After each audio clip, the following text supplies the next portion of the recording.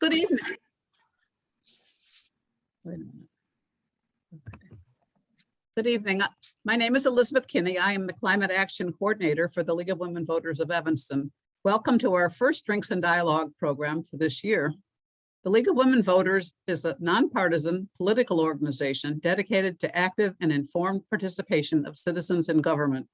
Most people think of the League in connection with voter registration and candidate forums, but the League also studies and takes positions on issues such as affordable housing, criminal justice, and climate change.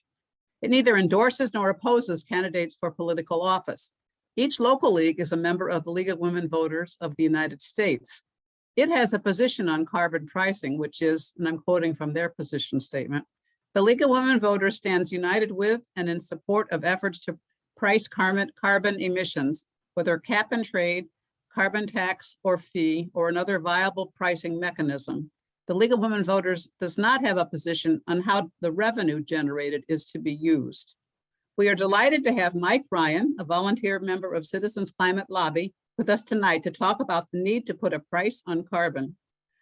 Mike got interested in Citizens Climate Lobby through his interest in scuba diving, which led to his learning about the impact of climate change on our oceans. He decided to join Citizens Climate Lobby to help improve our climate policy. Mike lives in Chicago and works in marketing and sales in the telecommunications industry.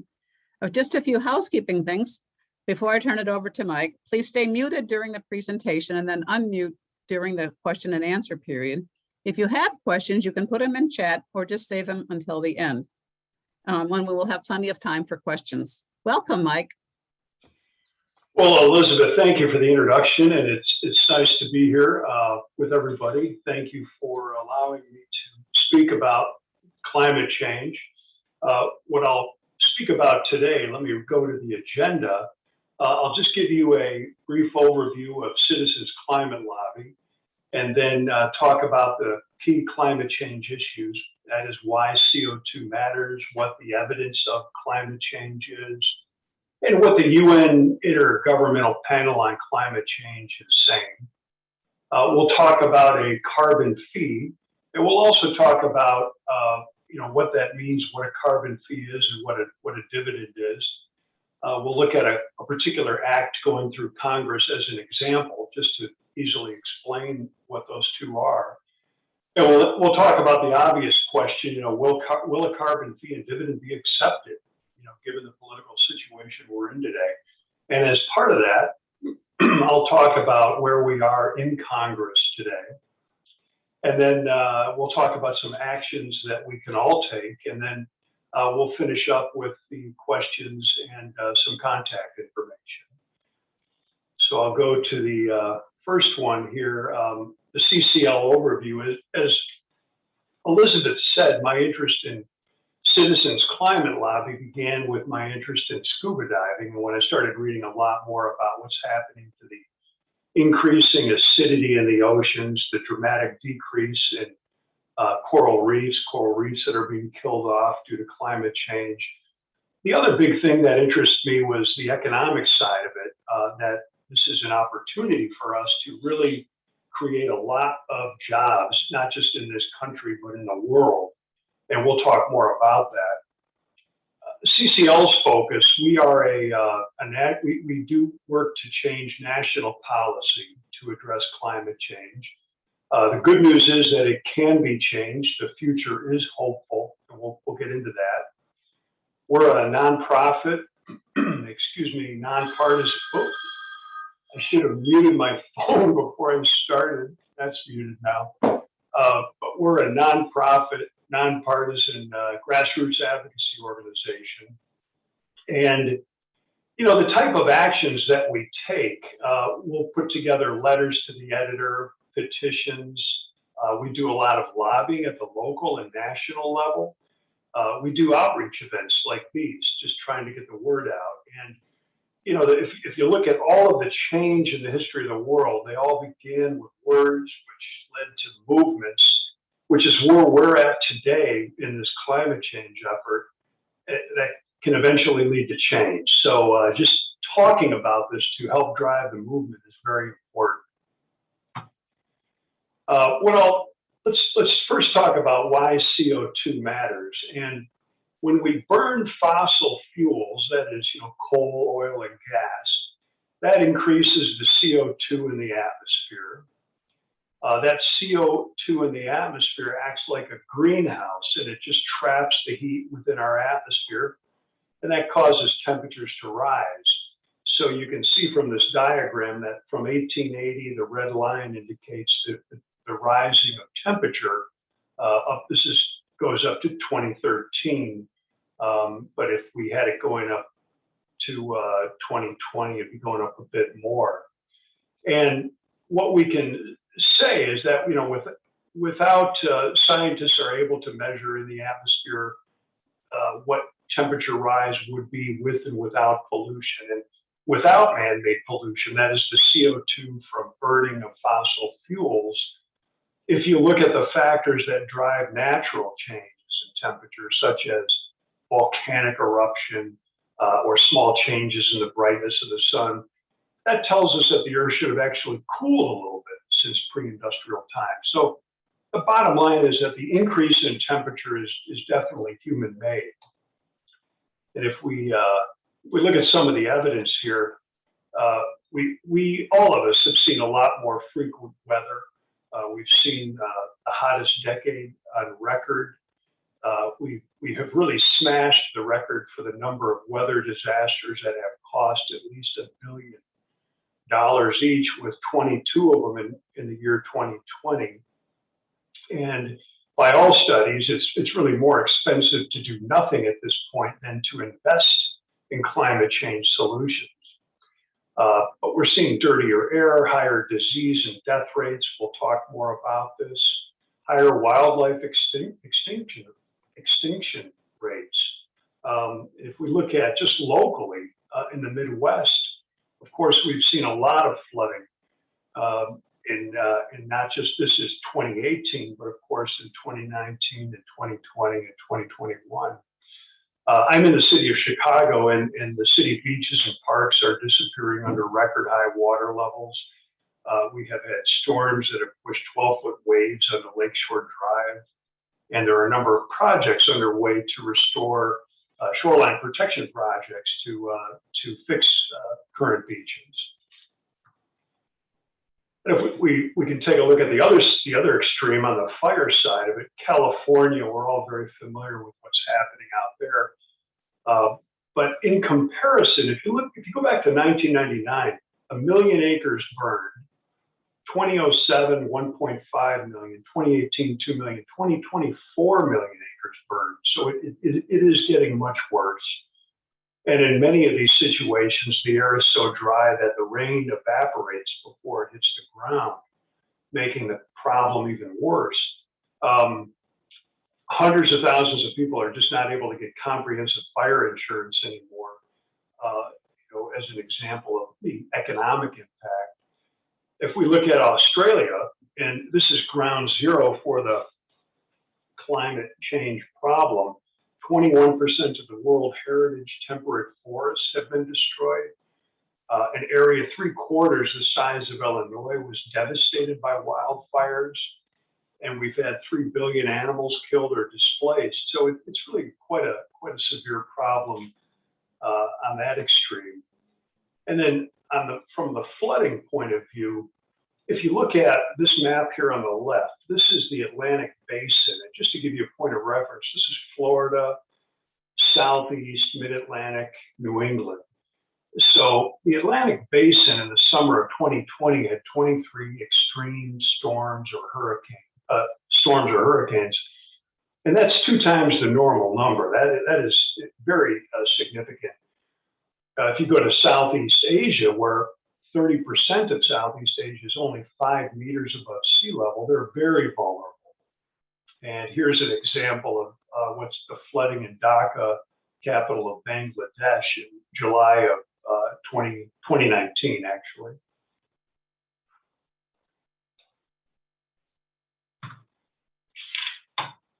So our window of action is today. And right now we have 9 years to cut global emissions in half to really avoid the most catastrophic effects.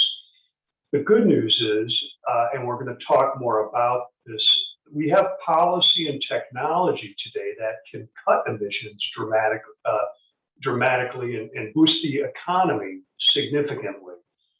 The UN panel, the Intergovernmental Panel on Climate Change, the IPCC, is saying, look, in order to do this, in order to avoid the most catastrophic effects, we really need a high price on carbon to make that happen.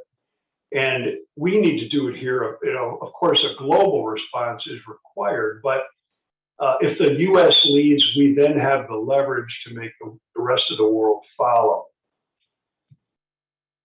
Now, to really talk a bit about, just to better understand what carbon fee and dividend is, I'm just going to give you some details about a particular act that's going through Congress.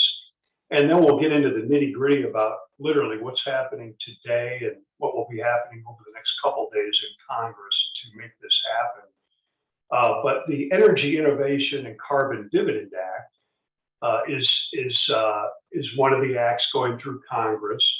The goal here with this act, which is in line with what the UN Governmental Panel on Climate Change is saying, is that we need to reduce emissions by 50% by 2030 and be at net zero CO2 emissions by 2050.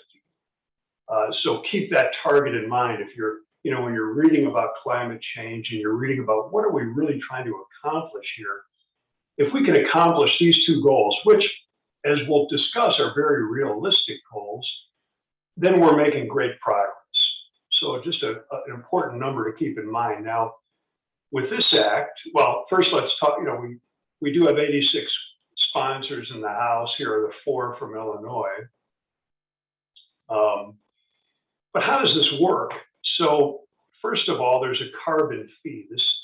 The carbon fee per number 1 here, starts at $15 a metric ton. It rises $10 a metric ton annually.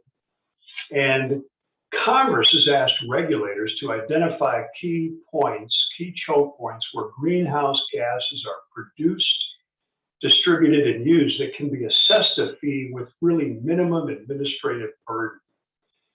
And right now, the conversation within Congress is let's put these fees upstream, meaning wherever fossil fuels are being burned to produce energy, like to heat our homes, to keep our lights on, to run our factories, where fossil fuels are being burned to do things like manufacture aluminum, steel, cement, chemicals. That's a choke point upstream where they're looking to assess these fees. And of course, the refining of gas, the refining of oil. The idea is that the carbon tax, because it's a market-based solution, it's very attractive in that it's predictable for businesses so they can plan and allocate their capital. It puts a simple price on carbon emissions, and then it just simply lets the free market do the rest. And if we look at what would happen in the market with this fee, some examples, you take the companies that produce energy from fossil fuels and provide it to the rest of the world, they would be getting charged a fee. Look, they're quickly going to start investing heavily in alternative sources of energy to sell for 2 reasons. One, they want to keep their costs down. They don't want to pay this fee, so they want alternative energy. They're going to keep their costs down, therefore their profits up. And secondly, really to meet the demand that other companies are going to have for lower priced energy. For example, the companies that I mentioned earlier, the manufacturers of, just as an example, aluminum, cement, chemicals, these companies, they will start to look for and increase their demand for more cost-effective alternative sources of energy so they can keep their costs down and make a good profit. And we as consumers, as long as we have choices in the market, we will only accept a certain amount of increase in prices before we start shopping around elsewhere. So to maintain and grow their customer base, manufacturers of the products that we buy are going to find cheaper alternative sources of energy. Now, the second point here is we are going to return, or this act returns the revenue to the households in the country. It's called a carbon dividend. And we'll talk more about that in a moment. This act and the other ones that are being looked at in Congress also have, for number 3, a carbon border adjustment. Now, this is where foreign companies that export carbon intensive goods to the US from a country that does not have a carbon fee equal to ours, they will pay a surcharge to make up the difference. US companies that export carbon intensive goods to such a country, they will get a refund for the carbon fee difference. So the market approach, establishing a carbon fee, really does reward producers, consumers, and other nations if we're all emitting fewer greenhouse gases. So we'll talk a bit more about this part, but let me go to the dividends. As I said, we would be putting, with a carbon fee, we would be putting a price on the sources of greenhouse gases. That means, the result means that the consumer prices that we pay are going to increase eventually. The things that we pay for energy, we pay for housing, we pay for transportation, clothing, drink, food, etc. That increase in the prices that we pay would be offset by the dividend. So you take the dividend minus our increase in expenses, and that's our net gain or loss.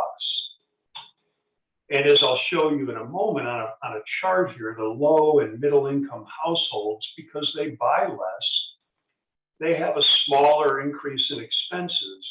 Therefore, they have a net gain. They come out ahead. And I'll show you the chart. This is just economically. I haven't even gotten into the health and environmental benefits yet. But if you look at this chart, I'm just going to talk about a household with 2 adults and 1 child. And I'll look at the 5 income quintiles here and what the annual dividend is for each income quintile. This is just an average based on studies that have been done for 2 adults and 1 minor in a household.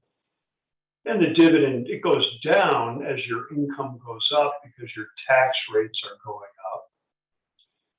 And you can see the increasing cost, so there's a carbon fee, there's a carbon price in the economy that causes an increase in our consumer goods costs.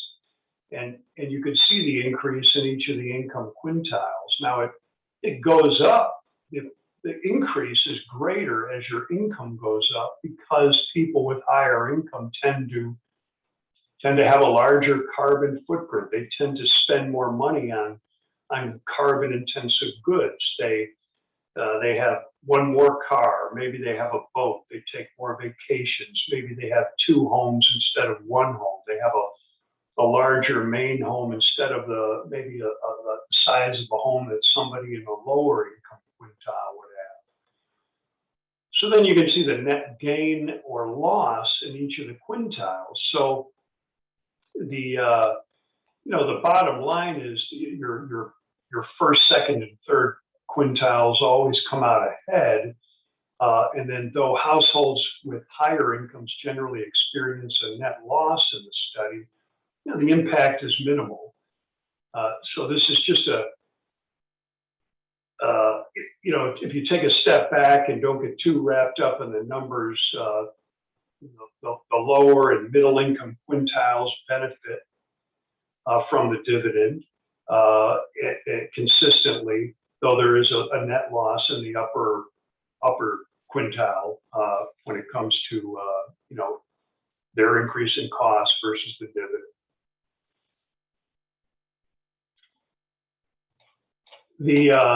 If we look at the benefits, so number 1, it's effective. It's something that is acceptable to the public, this carbon fee dividend approach, and I'll talk about that. I'll show you some poll results on that. it's a policy that will reduce our emissions, to that significant target, which I said before, which is 50% by 2030, and also to help us be right and enable us to achieve net zero emissions by 2050. Again, a critical number there to walk away with. This is supported, it's effective because it's supported by economists and scientists. It's something simple and comprehensive. It's market driven. Just change the policy, let the market take over, and things will all change. It's good for the economy. This particular act it would create 2.1 million new jobs over the first 10 years. That's greater than a 1% increase in employment that we would get without carbon fee and dividend. And this is just from spending the dividend. This has nothing to do with increasing the number of alternative energy jobs in the economy. And if we take a step back and just talk about those alternative energy jobs today, just to give you some perspective on this, renewable energy today employs 850,000 people in the US. The coal industry employs 50,000 people in the US. So, there is a tremendous difference. And these jobs, especially if we implement a carbon fee, we're talking about we're going to need people to build and install wind turbines, solar panels, and other renewable technology. We're going to need them to build fleets of electric vehicles, work in a modernized fuels industry to supply firm, very solid power that can sustain the grid. And by the way, this technology is available today in a very cost-effective way, and is very cost-effective. We're going to need to capture carbon in the air and the sea and transport it to storage locations and bury it there. So the job potential is tremendous. But this also improves, it's also good for people because of what it can do to improve health and save lives, because we're reducing pollution. Right now, poor air quality in the US is responsible for about 60,000 US deaths a year in this country, and sickens premature deaths a year, and sickens thousands more. This particular act would reduce harmful air pollutants such as nitrous oxide, sulfoxides, and mercury. All of that would be reduced between 75 and 95% in only 10 years. It's quite significant. And then if you look at the next 50 years, this act would prevent roughly 4.5 million premature deaths, 3.5 million hospitalizations, 300 million lost workdays, all over the next 50 years. So you can see how it's good for the economy and good for people. Now, the critical part, is it bipartisan? Can we ever pass such a thing? Well, we're going to talk more about this in a moment, but a couple of key points here on why it can be bipartisan in the long term. And I don't even mean the very long term, just the short term. Republicans and Democrats can get on board with this eventually because it is revenue neutral and because it is good for the economy and good for the people of this country. Also, it is a well-kept secret in DC, contrary to what we constantly read in the media, that many Republicans are quietly very supportive of serious action on climate change, but they're afraid of retribution, and they're afraid of the lobbyists like the U.S. Chamber of Commerce, the U.S. manufacturers. They need our support. And if we just look back at the year 2020 and the year-end $2.3 trillion spending virus relief bill that was passed, that actually that included climate change measures and garnered significant bipartisan support. Now, it didn't have carbon fee and dividend. That's the big one we're looking at now. But another important point to keep in mind, carbon pricing is supported by all former Republican chairs of the President's Council of Economic Advisors, except for the Trump administration. But these people know very well how the economy grows and that this can impact the economy in a very positive way. But again, we're gonna get back to that as far as what we can do to pass this in the short term. Let me just take a drink of water here. 1 second.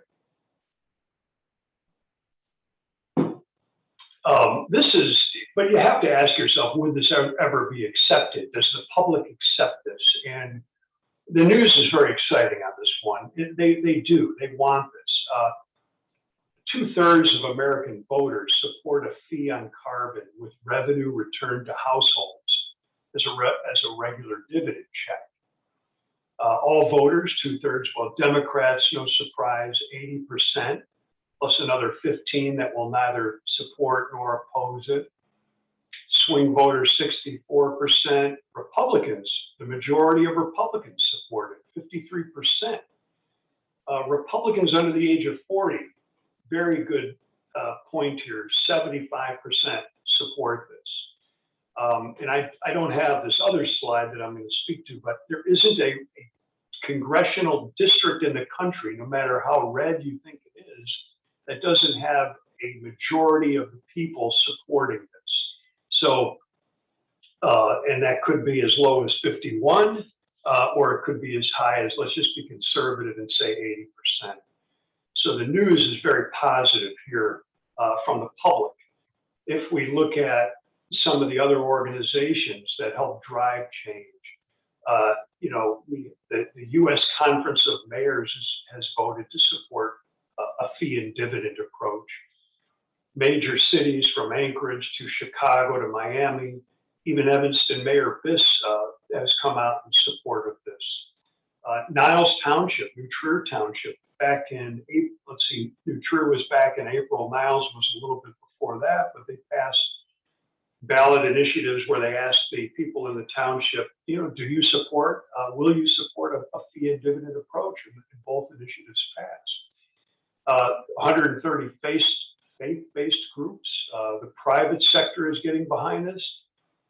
But I don't want to, we shouldn't fool ourselves here. There's, you know, these companies like BP, Big Oil, BP, ConocoPhillips, ExxonMobil, they're still spending an enormous amount of money lobbying for fossil fuels.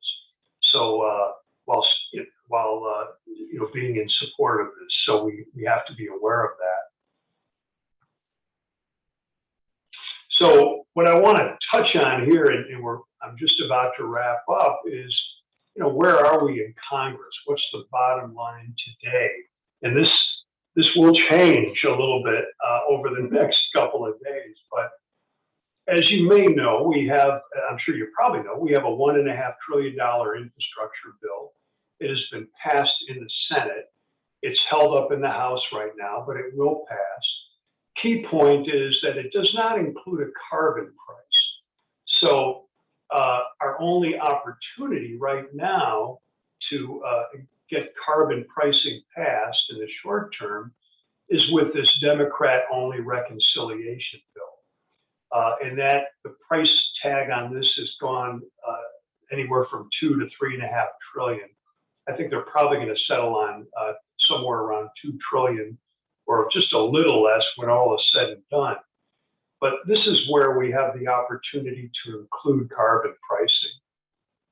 Because it's a reconciliation bill, we can get it done with a simple majority of Democrats, and the president, of course, would sign off on it. But, you know, we should take a step back here, because this all does get a bit confusing. We've got a couple of bills. The main one where all the conversations are moving in favor of carbon pricing is to include it in the reconciliation bill. But what is reconciliation? What does that mean? This is a bill that can be passed 1 to 3 times a year, depending upon the scenario. But a second and third time is quite tricky. But it can only include policies that change spending or revenue.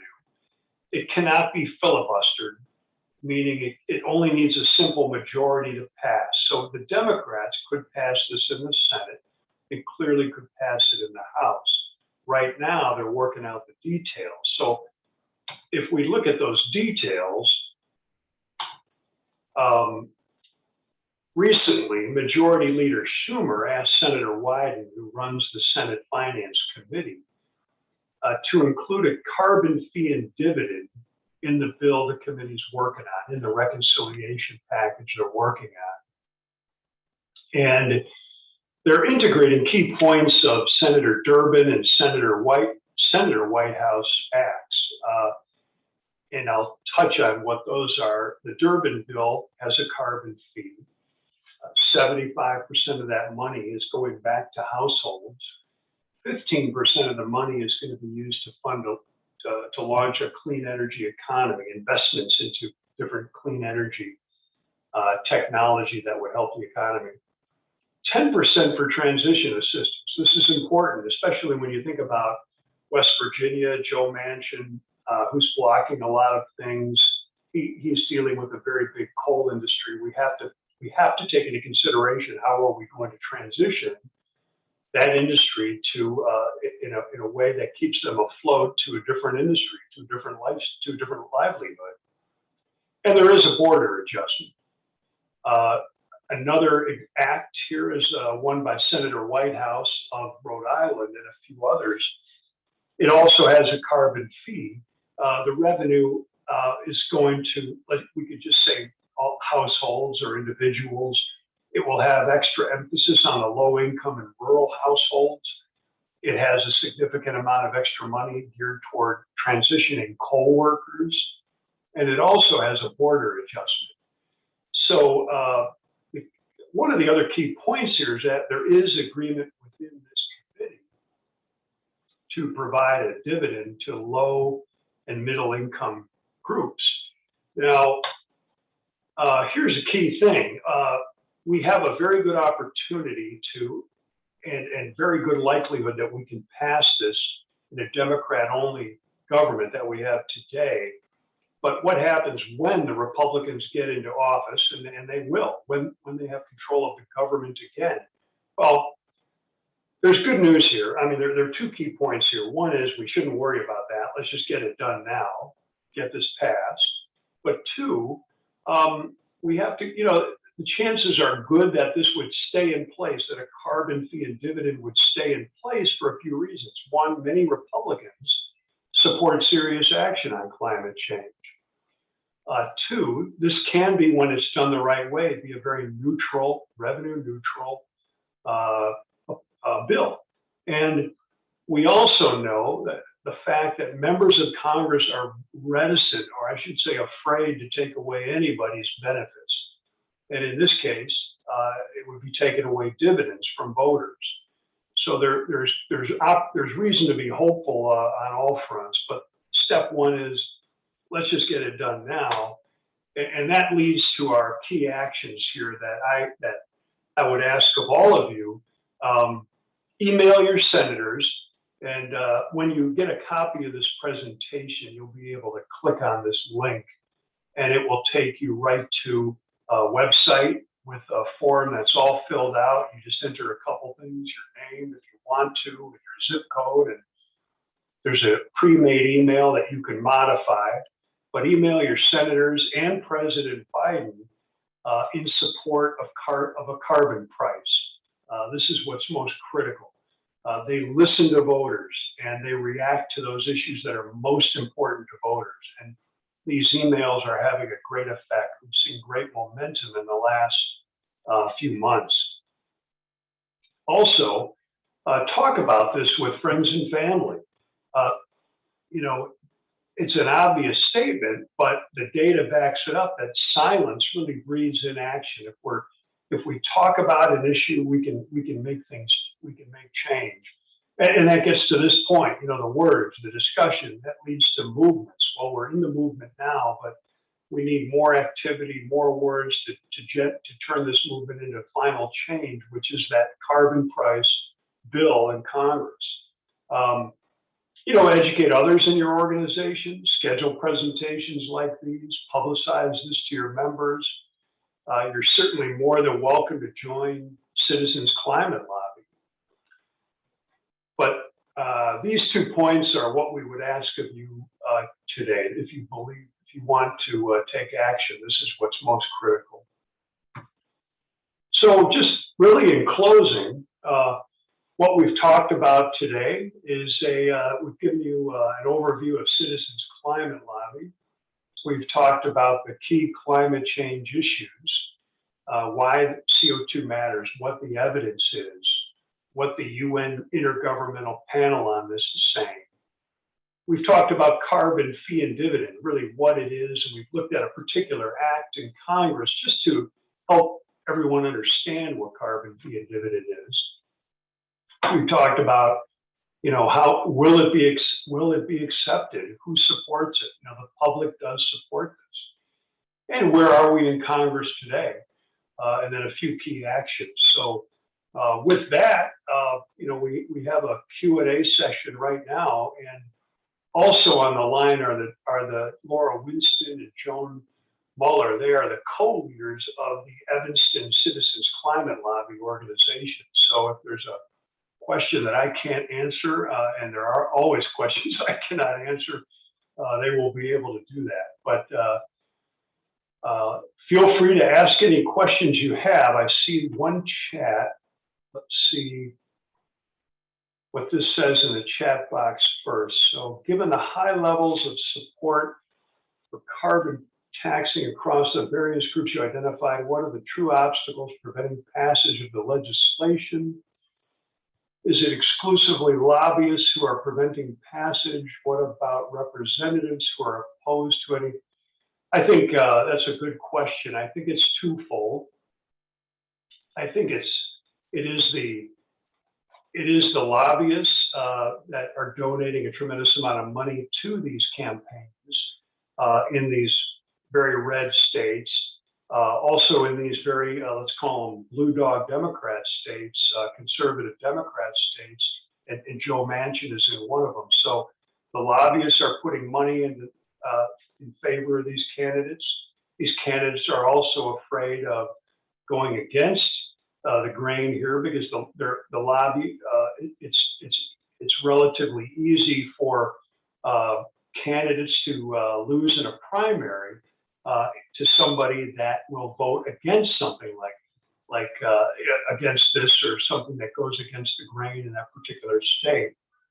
Now, from a voter point of view, in general, the majority of the population supports this, but you're still dealing with the challenges that the voters that Joe Manchin are dealing with in West Virginia in that coal industry. Those people are at risk at gradually losing jobs. And that's where it's important that I think whatever bill comes out of that Senate Finance Committee, we have to have a good transition plan to help people move out of those coal jobs into other jobs. There has to be policy in place that would, for example, encourage companies to invest in alternative energy in West Virginia as a way of getting those jobs to those people. Let's see what else here. Does a carbon price, I might have skipped a question, bear with me a second. No. Does the carbon price deal does it also cover methane? There is I'll say right now, there is a lot of, just in the last 2 days, the conversation around methane and guarding against that, mitigating that problem is circulating within the Senate Finance Committee, the key environmental Senate committee as well.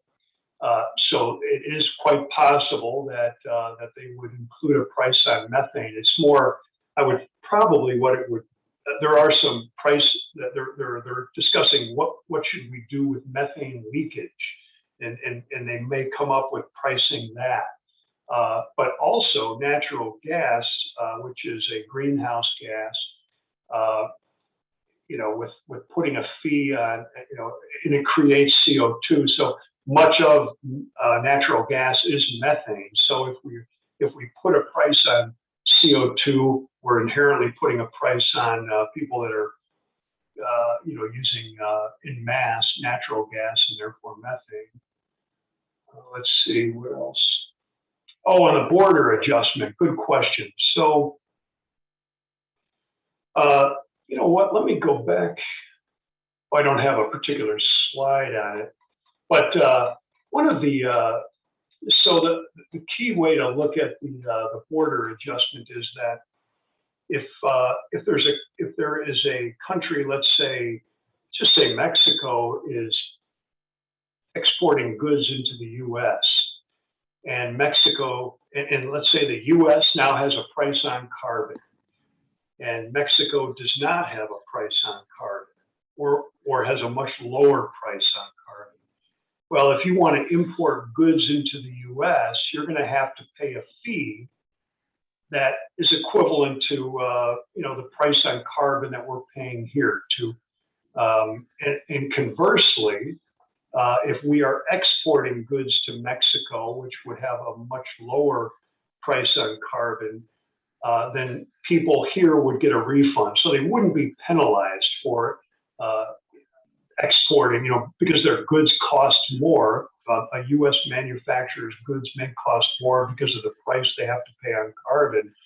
They would get a refund if they're exporting into a country that has a much lower price on carbon or no fee on carbon. Mike, yes. Can I just jump in on that because it's such an interesting question? And so we don't have a price on carbon here in the United States. I'm Laura Winston. I work with Mike at CCL in the Evanston chapter. And but Europe and Canada both have a price on carbon. And the reason why, if you're reading the news kind of closely about this, that it's become such a hot issue is that in Europe and Canada, they're talking about actually having this carbon border adjustment at a competitive disadvantage. So corporations have put on pressure really on Congress to have that mechanism, however it can be put into budget reconciliation, because they don't want companies to be at an unfair disadvantage. So we had once hoped that we would lead the world with a carbon price in this carbon border adjustment that would incentivize other countries. But what we're now finding is that Europe and Canada are potentially leading the way, unless we can move forward on this, to pressure the world because of these these tariffs to put a price on carbon. Thank you, Laura. Let's see, I'm going to open the chat box again and see if there was another question in there.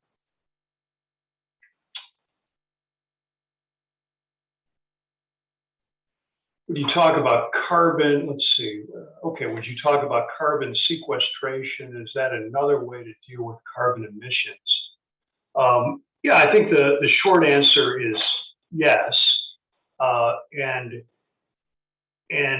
If we, this is about taking, and just at a high level, taking carbon out of the atmosphere, out of the oceans, and storing it. In some cases, just injecting it into the earth within certain rock formations that are capable of holding this for just thousands and thousands of years. So the technology exists today to do this in many cases. We just have to be very careful about how it's done because, for example, if you talk about, and I've got to take a look at a couple of notes here, but if you talk about coal carbon sequestration, you really have to have an optimum geological environment to trap the carbon. And many facilities that make coal, that don't make coal, but that produce carbon emissions do not have such a geologic, the optimum environment to really trap the carbon. So you have to be aware of where you are injecting it for this to work. Otherwise, it's going to leak out. Secondly, the best scenario for coal carbon sequestration is that it's 90% effective. So we're still emitting tons of carbon into the atmosphere each year if this is all we're doing. And then in many cases, in most cases, most of the carbon that is captured in these situations is put into tapped oil wells to help enhance oil recovery. So the oil that is recovered when it's burned yields even more CO2 compared to as compared to something, as the oil that is burned when it will yield more CO2 when you're injecting carbon into those wells to enhance the oil recovery. So we have to be careful about if we're going to use it again, where we're burying it, but the science is positive on this and things are moving in the right direction. I think ultimately it's going to be a part of a market solution and people are going to make money on this. Let's see, what is the next question here? How do you think the dividend concept will affect financial markets? I think that's interesting. The cost of climate change is greater than the cost of fixing climate change or mitigating climate change. Some things we just won't ever be able to fix. And the financial markets are really looking at profit, short-term, long-term costs versus revenue, et cetera. Is the US economy, is the world economy headed in the right direction? If not, if we keep ignoring this, it's going to negatively impact the financial markets because our costs are going to go up dramatically. We're going to see greater financial distress because we're not addressing this problem. So given the serious cost that this involves with not addressing it, I think the cost is greater and the impact more negative to the financial markets than addressing the problem. I think personally, I think the financial markets would react in a positive way if we start addressing this problem with policy that could be passed in the next few months, because this is us taking ownership of our problem, which dramatically affects our economics, and doing something about it, and doing something that will dramatically improve the job situation in this economy. So I think the financial markets will react positively. Let's see, given the ease with which affluent people like Warren Buffett can avoid taxes, will the dividend be equitably distributed to lower and middle class groups to promote spending and economic growth?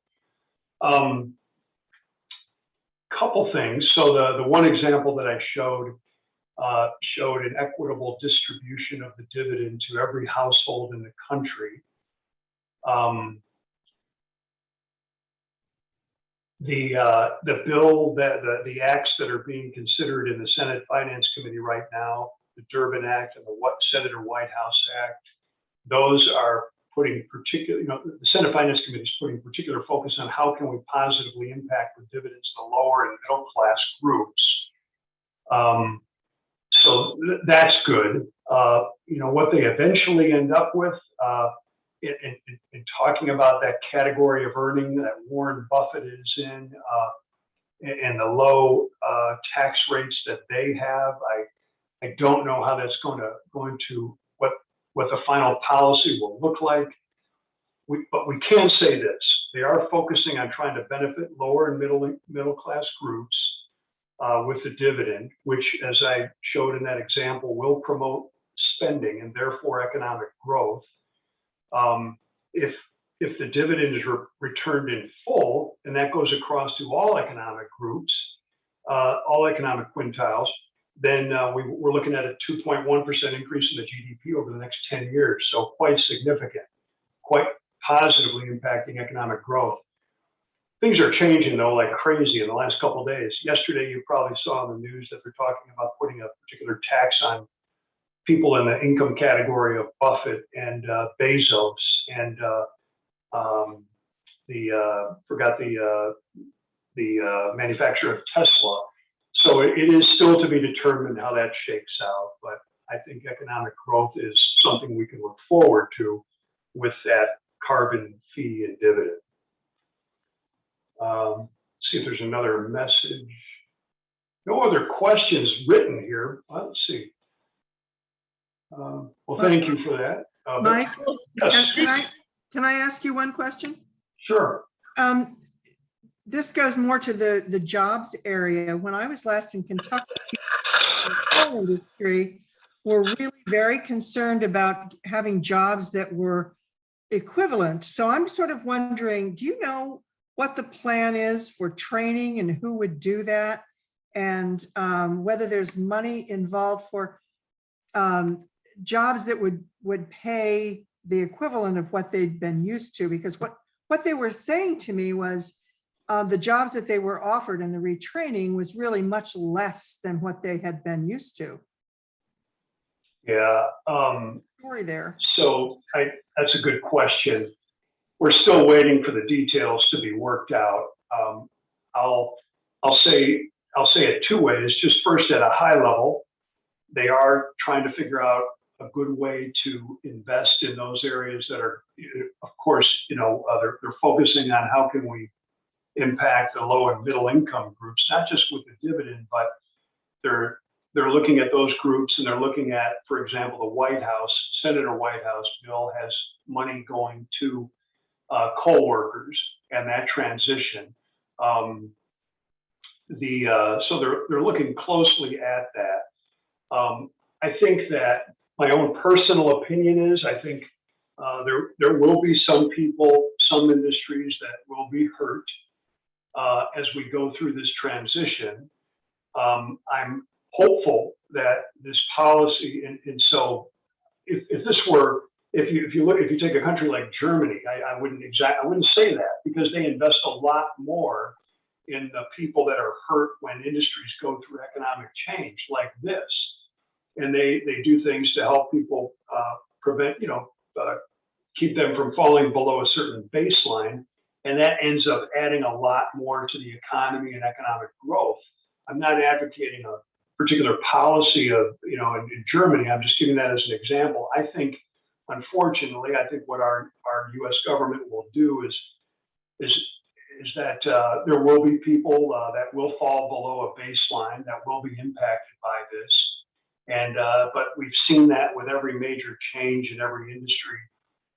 Even going back, it sounds silly, but to the horse and buggy days, to the automobile, the technology changes that we've seen from the wired telephone to the wireless. I mean, people are always going to fall through the cracks to some degree.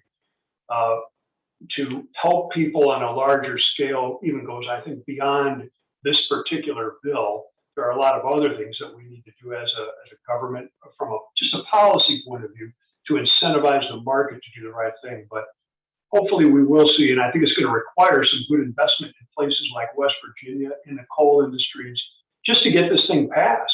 Because Joe Manchin is saying, look, I'm not going to do this unless you help the people here. And so we've got to compromise and come up with a good solution. We have one last question. And what do the airline offsets do? Are they effective? You know what? You know what? I'll answer it, and then Laura, maybe you have more information on this. But the impact of people flying airline, of all of us flying around the world, the country for business and pleasure, is somewhat insignificant on the carbon problem in the air in this country. Relatively speaking, it's, I think, about 6% of the problem. And this is why we need a systemic change, like a carbon fee that changes all aspects of the economy. So as far as the carbon offsets, I think it'll help. It'll help reduce that 6%, but I don't know much more about it. Laura, maybe? I was just going to say, and it's definitely not an area of my expertise, but I have read a lot of concerning articles about double counting and really greenwashing and how valid offsets are, although it's definitely not my area of expertise. Just to add to I think it was Kentucky question though, Senator Schatz, who worked with Senator Whitehouse on his bill and is kind of leading the effort in the Senate, they spent a lot of time talking with labor unions about their concerns with this transition. And they developed union support for that specific bill, which there was a lot in the reconciliation package, because of the kinds of things that they're hoping to offer. And of course, we have no idea what the final package would be, but it is being shaped with those concerns and has had input and support from union workers about, what that future should look like in terms of the transition. But not a lot to offer on the offset side, yeah. Well, I guess- Oh, go ahead. One more question, Mary? Mike, I'm a little confused. I thought I saw a slide of yours that insinuated that the White House and Durbin bills were being integrated into the Energy Innovation Act. Is it all three bills? No, good question. So when I spoke about the Energy and Innovation Act, the only reason I brought it up was to give an example of what carbon fee and dividend means and how it works. But when I spoke about the Durbin and White House acts that are being discussed, the purpose of bringing those up was just to simply say there are key elements of each of these two acts that are being discussed within the Senate Finance Committee. So we can expect to see some parts of those come out as final policy. And then somebody had asked me about air travel, and I was just looking at some other notes about a good book I read by Michael Mann. Highly recommend it. I can't think of the name of it. Oh, here it is. Wait. The New Climate War by Michael Mann. I think a good realistic perspective on the problem, solution, et cetera. But in there, he references air travel. If we cut out all air travel, we'd see a 3% decrease in CO2. So not much. And we can't ask people to cut out air travel. Our economy would tank and people wouldn't want to even promote this, Anyway. Well, thank you so much. Thank you so much, Mike, for the very informative and interesting and hopeful presentation. We really appreciate it. Thank you. Well, thank you for your time and really appreciate the questions. Have a good night. You too. Thank you all. Good night. Good night.